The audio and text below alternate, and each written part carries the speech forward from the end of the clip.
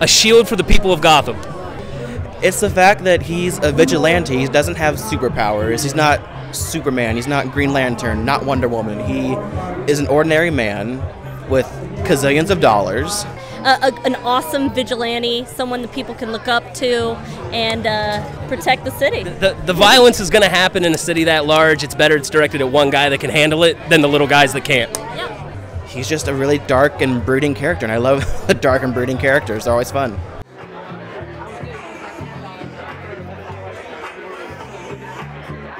I'm Amanda O'Leary with Amanda and Chainmail Creations. We actually have talked to the owner of Elite a few times, and we've come into the shop a lot and we're really interested in it. So when we found out the event was going to be happening today, we were excited to be able to come out and be a part of it. This is totally like our demographic. These are the people that we sell to the most, so it's a really good opportunity for us to get to see everybody. So we do a lot of local shows in the area, like KC FanCon, Planet Comic Con, Maker Faire, and then we also do shows outside. We have a booth at the Kansas City Renaissance Festival, so we do a lot of local things in Kansas City. So is all this stuff handmade, stuff that you guys make? Everything we have here, we make ourselves one thing at a time, one ring at a time. So our chainmail jewelry, our upcycled comic book tags, and our armor is all handmade. The dog tags are our way of using up my husband's worthless portion of his comic book collection. So we had like 18 boxes in the garage that weren't really worth the paper they were printed on, and they didn't sell for 25 cents at a yard sale. So this is our way of putting the art back out into the world. This is what I do every day. I'm a professional Lego builder. How do you stumble into something like that? Actually, I used to work at Legoland Discovery.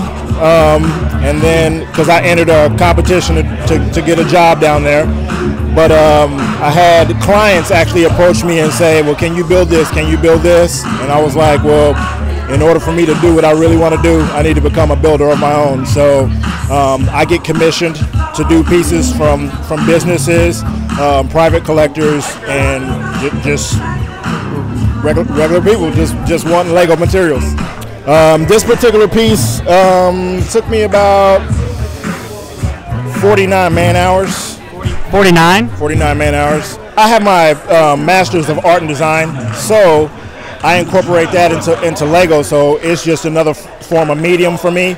So I just used it to make other people happy and like, oh, dude, that's really, really cool. But then once people were like, look, can you build this? And then I saw that I could make money doing it. I had to take the opportunity.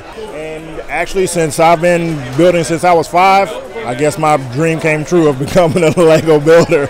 If you can think it, I can build it. So, plus, with me being a super geek, anything superhero is what I'm interested in. So when Elite asked me, could I build, a Batman piece for this event, I was like, heck yeah. So events like this, why are these so important? They're important. It's because they reach out to the fans. They bring a community together. These little side, you don't call it convention, a side little, I guess, festival is always, something fun for the fans, something relaxing. And plus, give me any reason to dress up, I will do it. It doesn't matter. Halloween, Comic-Con, I just love dressing up. I've been shopping at Elite for, how long have we been shopping here? I don't know, like 6 years? About 6 years. Yeah. We've been friends, like personal friends with William for the last few. So. And his events are getting bigger and bigger and bigger. It's great. Obviously, the Batman Superman movie is coming up. Who do you think could legitimately win in a fight between Batman and Superman? Oh, that's easy. What are you gonna say? With 10 minutes preparation time, Batman can beat anybody on the planet. Anybody. But without those 10 minutes preparation time, if they just meet and say fight, Superman's gonna punch him off the planet. Yeah. Well, if it was a battle of wits, it's got to be Batman. But if you're just doing it strictly off of strength and overcoming an opponent, I'd have to choose Superman. I have to say, I've always been a Superman girl, despite the Batman costume today. So I'd have to go with Superman. I gotta go with Batman, just because he's cunning, and I think he's better than the boy in blue. He probably has a little thing of kryptonite hidden somewhere. He can just be like, bam, and then knock him out cold. It's got to be Batman. He'd synthesize kryptonite in 10 minutes. He's got the greatest superpower on the planet. Ridiculous amounts of money. And his brain, of course. And the money. But the money helps. And the money. So how do you feel about Ben Affleck playing Batman? I'm excited to see what he does with the character. I've always been a little skeptical when they change character, change the actor, but I'm excited to see what he might be able to do with it. Hopefully Ben Affleck will do well. I mean, he can't. I mean, I forgive him for Daredevil, but that's not really all his fault. So who's been your favorite Batman of all the actors who've played Batman so far? George Clooney. No. Oh, Michael Keaton. I grew up on Michael Keaton, so that's what I always say too. Yeah, exactly. He's still my favorite. And we can't forget Adam West too, who kind of started it. So, but he's more camp Batman, so that's always fun. But no, Michael Keaton or Christian Bale. It's a toss-up between them. So what are your thoughts on the upcoming movie? Really excited, actually. We are of the minority that seem to have really liked Man of Steel. Thought it was a great modern take on Superman. Kind of brought the idea of Superman into an era where our morals are a little bit different, and we understand that sometimes you have to take that extra step. And the idea of him facing off Batman, someone who doesn't have his level of power but will never take that final step to kill a villain, I'm really interested to see how it plays out.